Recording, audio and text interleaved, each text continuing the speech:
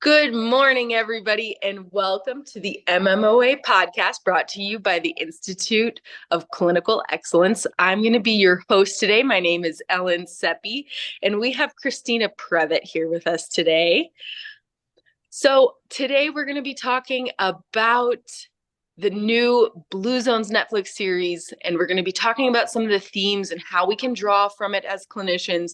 But before we get started, let you know when our next live courses are going to be. We've got October 7th and 8th at Falls Church, Virginia. Then we have October 14th and 15th in Fountain Valley, California, October 21st to 22nd in New Jersey. We would love to see you guys there so we can learn some of the hands-on skills as clinicians to bring to our older adults. So everybody is talking about this new Netflix series, and we can't get enough of it as a team in MMOA. We loved the series, and it brought up so many things that are a little bit outside of what we normally talk about as clinicians. In our division, we so often talk about the importance of weight training, the importance of diet, the importance of cardiovascular function and mobility. But this brought up some things that we don't always talk about. And it really well-rounded our discussion on aging and what successful aging looked like. And so in today's episode, which is going to be the first of a 4-part series, Christina and I wanted to spearhead this together because we're just so excited, chomping at the bit, to talk about the importance of community and faith in some of the communities highlighted in the Netflix series. And if you're not familiar with the Netflix series, we obviously totally encourage you to go check it out. But they highlighted 5 different geographical blue zones around the world and what they had in common. And social community was one of the themes that was kind of unique to what we talk about, and a little bit outside of our norm of discussion. And so I think it would be really important for us to kind of talk about community and different facets and how it influenced those populations of those living very long and fruitful lives. Christina, what stuck out to you in these episodes? Yeah, I think when we're really talking in rehab, we tend to focus very much in the physical domain, rightfully so. We are physical therapists. But when we zoom out and we see this biopsychosocial approach, we see that psychosocial considerations are multipliers to different outcomes in our health, right? For example, when we look at frailty, we see that those that have low psychosocial resources, those that don't have the same social supports and social networks, have worse outcomes if frailty status is the same. And there's been a big push, I think, in rehab and as clinicians about how do we be mindful of a person's psychosocial supports, what those resources look like. And one of the things that I loved about the Blue Zones was how much respect each of those communities had for the aging adults that were around them. They weren't this burden on their family. They were a person who had a lot to give and had a meaningful piece of that family dynamic. And that was something that was respected. And I think in our culture right now, I know in our generations, I'm a millennial. I don't know if you're Gen Z or millennial, where you would go, Ellen, but yeah, but the loneliness epidemic is something that has been huge and being talked about in our generations. And I think about, not just, I guess, now when mental health is spiking and anxiety is really high and, maternal mental health crisis, like they talk about this village and everyone's like, where's the village? And it got highlighted in this series where those connections, not just superficial connections that we see with follower counts online, but those deep, those connecting, those my eyes are looking into your eyes and we are talking and we are connecting and we are loving. They're just so powerful. And I just loved it. Oh, I couldn't agree more. And I think there are kind of some different attitudes you can take when you're caring for an older person. And you can kind of have this like, oh, you're so cute, like this elder speak. Hate it. That that wasn't there. There was a deep and genuine respect, recognizing that our older patients have lived through the seasons that we face, and the appreciation. Like, I think of it kind of when I'm hiking somewhere or doing a trail, I love to know somebody's perspective on what it was like that's gone before me. And that's what older adults give us. They give us this insight as to, how did it go? You've gone before me. What can you give me? And it wasn't this superficial, oh, you're so cute. It was a deep appreciation for their wisdom. And I just really, the way that older adults were portrayed in that season on Netflix was just really beautiful. And I don't think that they implied that older adults don't need help. In fact, there was a lot of discussion on what it looked like to need help within a community. One story really stuck out to me. In Sardinia, Italy, there's a blue zone of people who are just living to this rate of being 100 at such a astonishing level. And it talked a lot about an older woman who did not have children. And, so many of us fear that idea that, oh my gosh, who's going to take care of me when I'm older? And this woman had sown so much into the lives of her nieces and her nephews and her family that it was no burden. They said, okay, yeah, she needs some help. She needs some help preparing dishes. She's 101, but gosh, this is relaxing to come and be with her. We love being with her. It's like coming into a spa when we come to be with her in her home, because it's just peaceful. And I just, it doesn't happen in isolation that you have, when you're older, a bajillion people to take care of you. These were seeds that were sown by selflessness and true love. And I think our culture and our generation could learn from that this isn't just something that's automatic, that you can snap your fingers. I know this is kind of getting off the rails here, but I remember talking to my dad and saying, oh, it would break your heart to know how many people in the hospital just don't have families. My dad's kind of a stoic, and he goes, Ellen, there's a reason for that. And it really brought, he said, there's a reason for that. You're not a jerk for 80 years and then people show up for you when you're sick. I'm like, huh, good point. But it also speaks to, the slowness that we see in some cultures that doesn't exist in a lot of areas in the United States. And as somebody who is like a self-proclaimed, like, I am hustling on the professional side of my career, it wasn't until I had kids that I was like, ooh, I need to slow down. Like, I just can't be running full steam ahead. And there was this dissonance in me about what productive time was. We have been given this education that tells us that we need to be productive and we need to be useful. And when, for me, like in my life, when I had kids, like, it was that I was playing and connecting with them. And admittedly, like, at first that didn't seem like what I would traditionally value as productive time.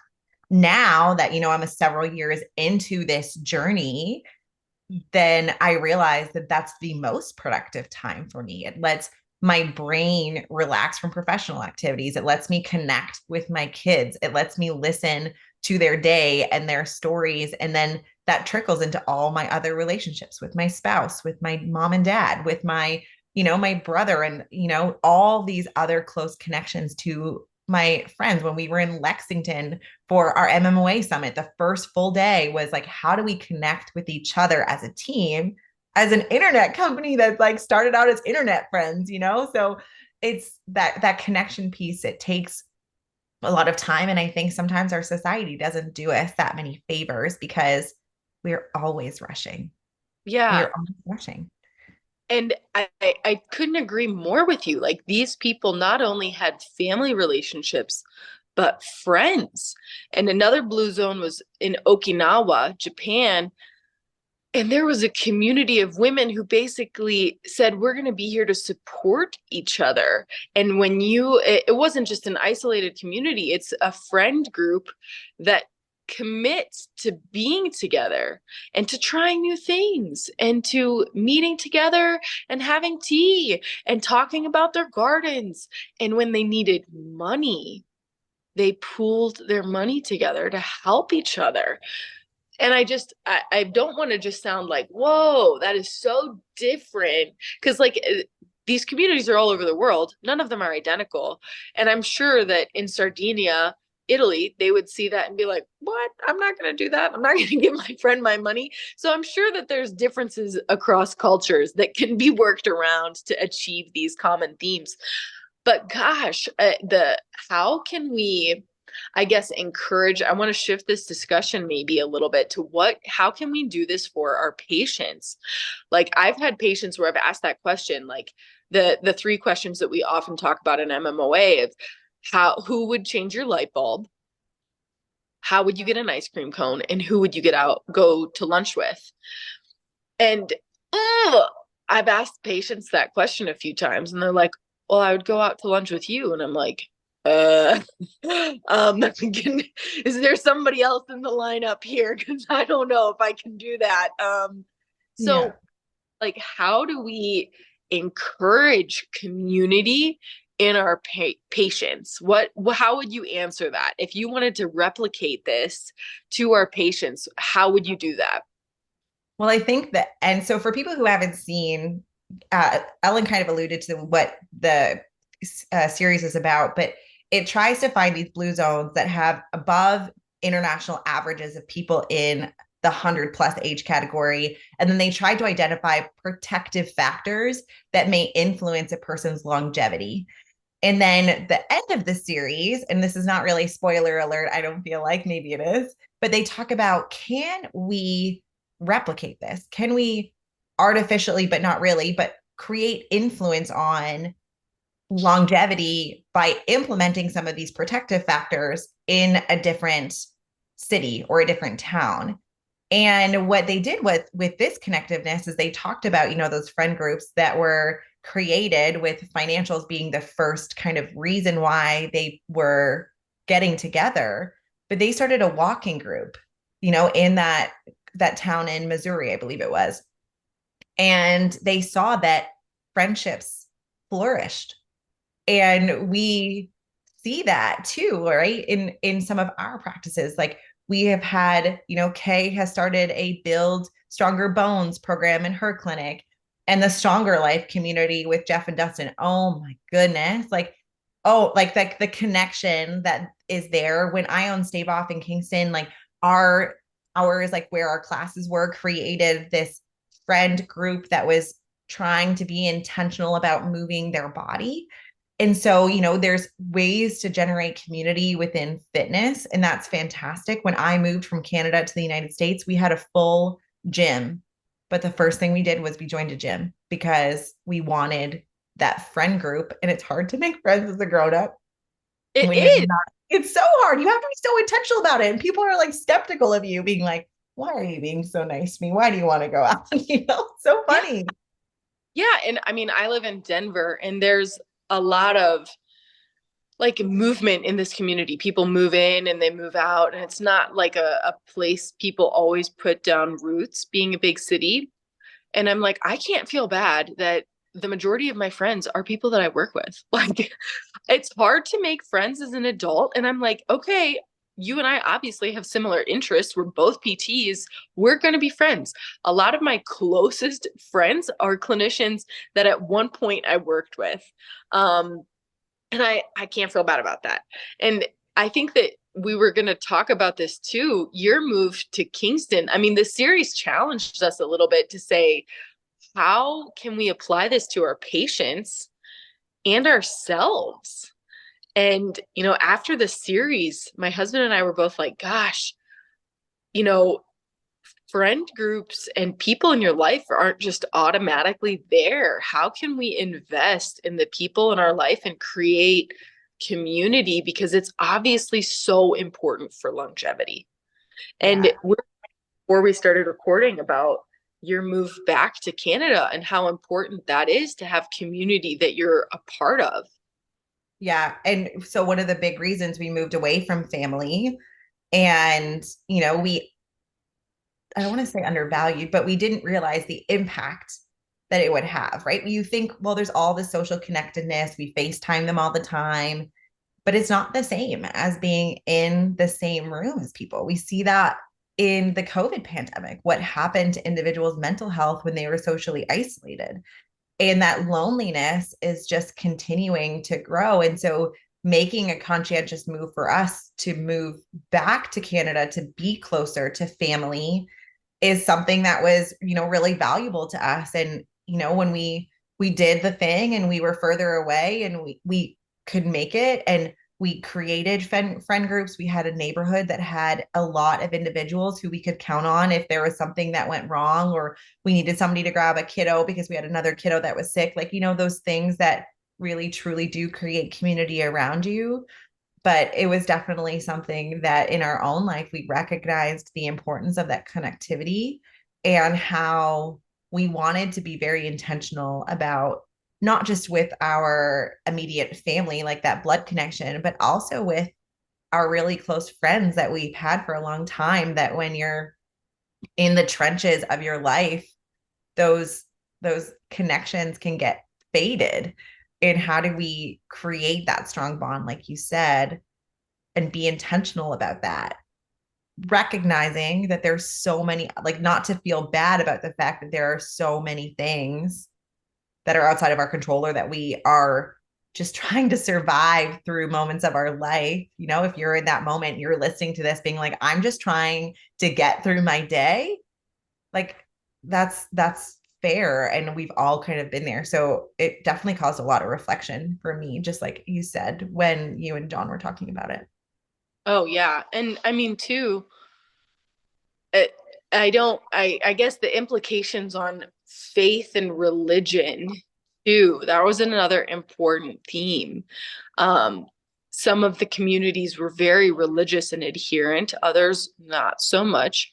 One community that we really admired was the Seventh Day Adventists, highlighted in Loma Linda, California. That was a blue zone. And it was just really, that community is really admirable because they not only marry the traditional components of religious adherence, connectedness, a sense of purpose, but Seventh Day Adventists also adhere to a pretty strict, I think 34% of them are either vegan or vegetarian. And so they kind of marry connectedness and healthy lifestyles. I know that was both really, we were like, how can we do this all the time? So, Ellen, did you eat more vegetables after watching Blue Zones? Oh my gosh. That was number one. And I can't wait about diet in some of these later episodes because I was like, I gotta eat more plants, dude. And got beans like at the grocery store. And so, that was the part for me that I was like, we see in the research over and over and over again that faith and faith connectiveness can be so important for an aging population, from avoiding social isolation, for feeling like you're being taken care of, for having this faith in a higher power that everything is going to be okay. There's this optimism drive. But that blue zone was also in their sermons was talking about how you can best serve your faith by being healthy.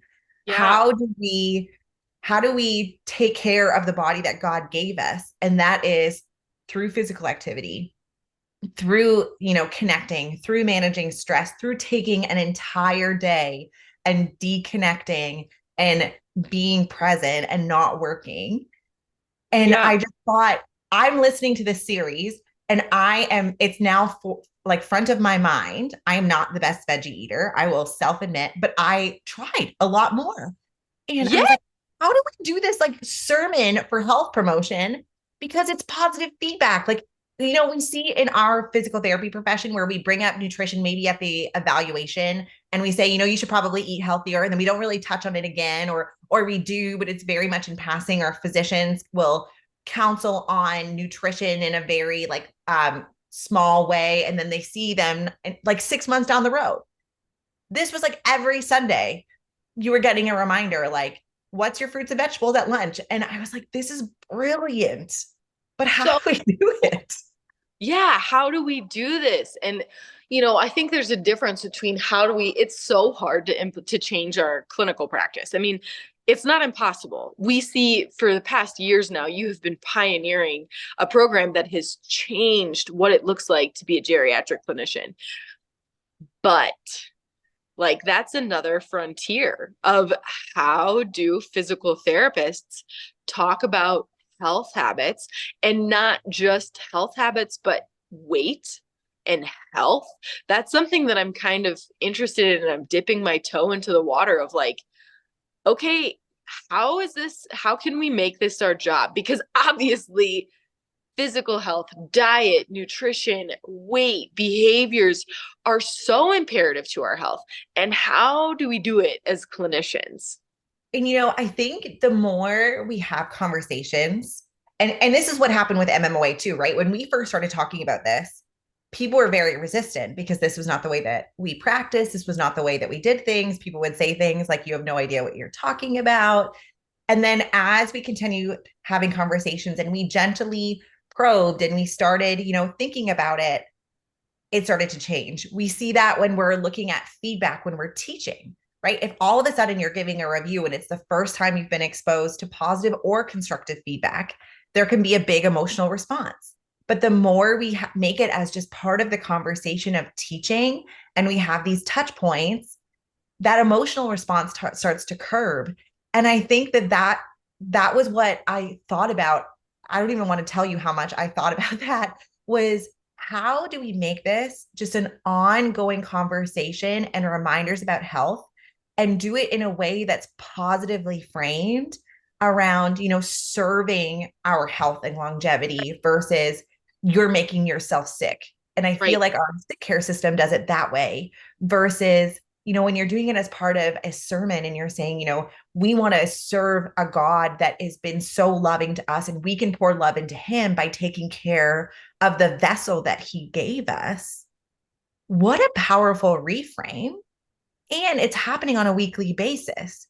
So it's like you're starting to fade by Friday and boom, you're getting this like ingrained motivation again in a way that's connecting with your peers, and you're all working on that together. Like, oh my gosh, like this powerful positive feedback loop that I was just thinking about. And I was like, how do we put this into the American and Canadian healthcare systems?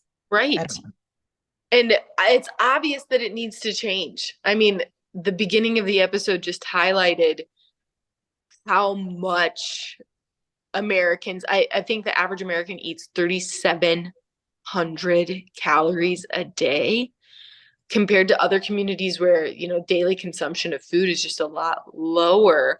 And I think it's, obviously this is a problem for us. Obviously this is something we can talk about, but you're right. We need to reframe, because there's just so much guilt and shame surrounding struggling with your health, and reframing it to say, wow, we're part of a community that really cares about our health, and it is serving our higher purpose to be able to be stewards of our health. I think that that's so important. Yeah. And, when I started to become more of a teacher, that was the same thing. I would get nervous about giving feedback because I was like, I want them to take it the right way. I really want to be able to teach them. And then the more that it became a conversation, the less I was stressed about it, the less the person that I was teaching was stressed about it. And then this mentorship relationship just grew in those communities. That's the pastors, that's our priests, that's our, our representative of the Right. church that is doing that, right? Right. And so they're giving these like very impactful knowledge translation slash behavioral change interventions, and they're not even realizing it. Right. And they're And just, oh, I'm on the receiving end of your feedback. And so it's so beautiful to know that what's the goal here? The goal is to be able to productively bring our message that old does not equal weak, And that just because you're old and getting older doesn't mean that your life has to be marred by immobility and pain and reliance on others, and that there's something that you can do. And your feedback to me isn't critical. You're not trying to tear me down. You care about me as a vessel, and so you're constantly polishing me. And I feel that. I feel cared for. And I'm sure, you know, getting feedback in any way, even from a pastor or from a teacher, or from a boss, it's easy to take that feedback and not recognize that that feedback implies that somebody cares about you, you know? Mhm. So I don't know, that part of community too, and being able to take feedback from members in your community, I think is so important. And I think we see that in families when there is an ailing parent, how hard those conversations can be because it's the first time that they're having any conversations about health. And the conversations are usually centered around taking something away from the person that is ailing, whether that be tasks that they were usually the ones to do, a home where they're considering moving that individual, or other aspects of health and saying, mom, if you don't get your body stronger, like you're not going to be able to do these things that you want to do. And those are really tough conversations to have, but having that supportive community around you to help remove some of the very real challenges to adhering to health promotion can be so valuable. Like one of the things that they were talking about with the community is sitting down and having a meal together, and that meal was nutritious food. And Right. there's so many things to unpack there. One, it's taking that time. Two, it's making nutritious food delicious. Like, that in and of itself is a huge, can have a huge positive influence on you wanting to choose. I'm trying to learn how to cook. I'm not a cook. I don't know how to cook. I have now told myself that I am just bad at it, even though I've never tried. And even like the simplest thing of like massaging kale to not make it taste disgusting. And it tasted so good. Like I was like blown away. But it's because my husband and I have decided that we're going to try and connect by creating food that focuses on plants and trying to open our eyes to different types of food. But it's like that connective community. And he's supporting me and not poking fun at me about it because I'm really bad at all this stuff.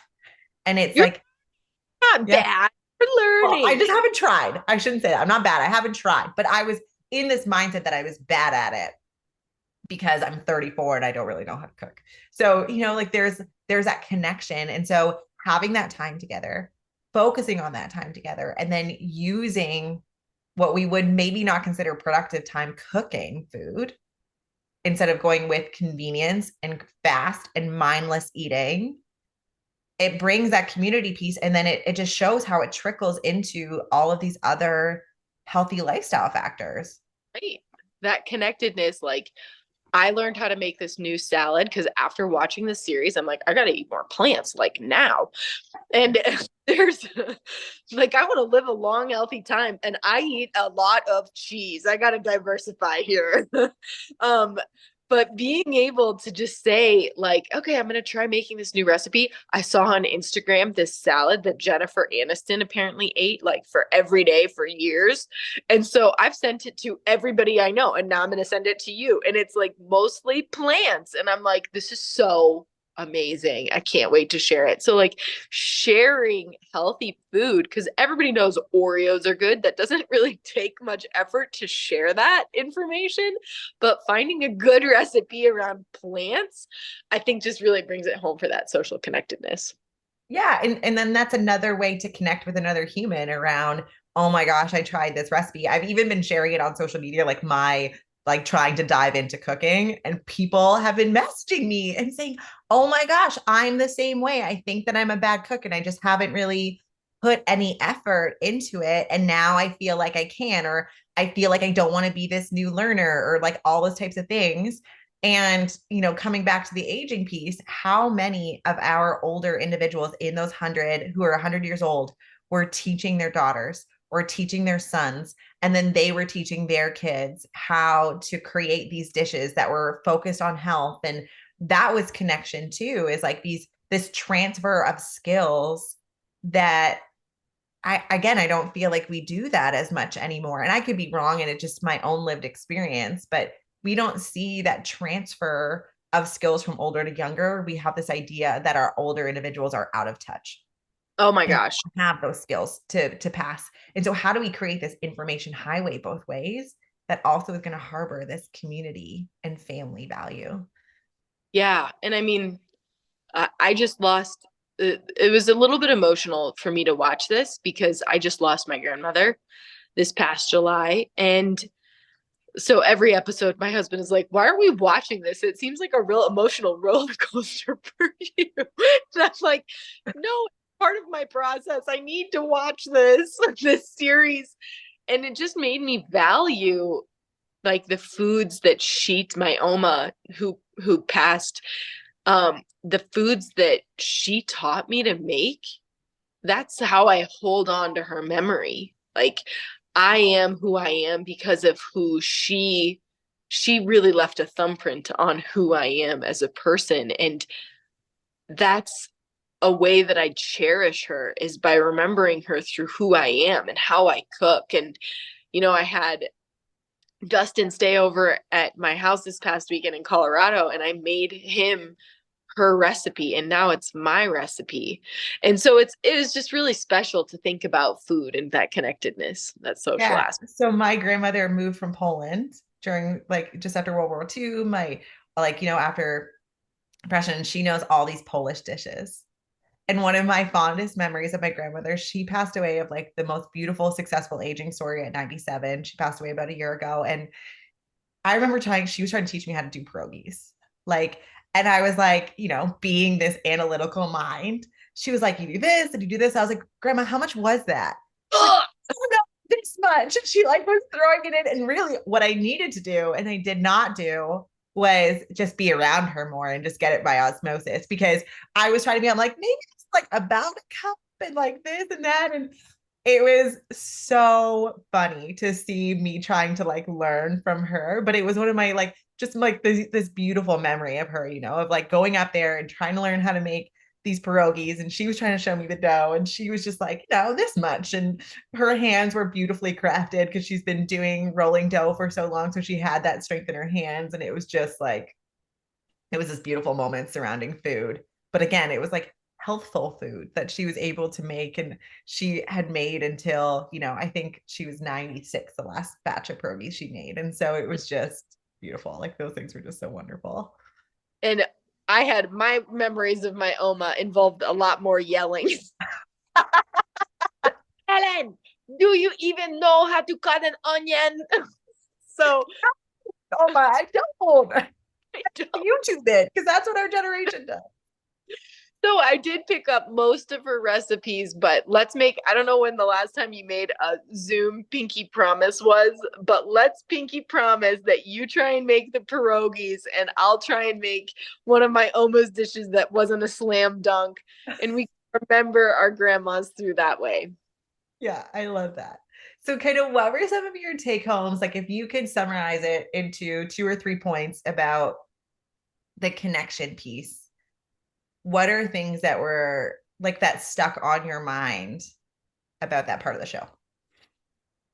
So a few points. None of those people had social connectedness by being selfish. They were selfless, and, they were forgiving. Because, real talk, what do you put on a Netflix series? You put people hugging and smiling together and coming to take care of Auntie. But that's not real life.